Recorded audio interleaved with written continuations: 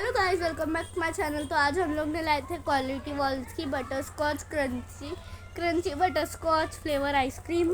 और ये अब्दुल रहमान की है। चलो अब्दुल रहमान की पहले खोल के देखते हैं। हाँ मेरे खोल के मत खोल रहे खाना मत। खाएगा कौन भला? मेरे पास है। भला मेरे पास है। भला मेरे पास है। भला मेरे पास देखिए है। गाइस, देखिए गाइस, भला इसे मेरे देखिए पास कितना है। चैप्टर है भला ये।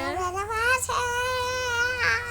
ओपन हो गया है मेरा सो गाइस हमारी आइसक्रीम। तुम्हारी अब आइसक्रीम इसका फेस रिवील करेंगे। 1 2 3 ऐसी दिख रही है। ये ले चाट ले। चाट लिया। और अभी मेरी खोलते हैं। Let's open my. यहाँ पर ही कचरा जमा करेंगे तो अपन खोलने है। क्या? यहाँ पर खोलने है। अब्दुल रहमान, तू भी अभी सबको गाइस लोग को पहचानने लग गया है ना?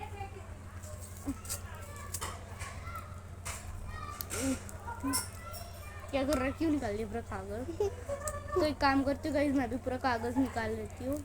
अब देखो कैसा क्वालिटी है। क्वालिटी वर्ल्ड ब्रांड की हम लोग दोनों की आइसक्रीम।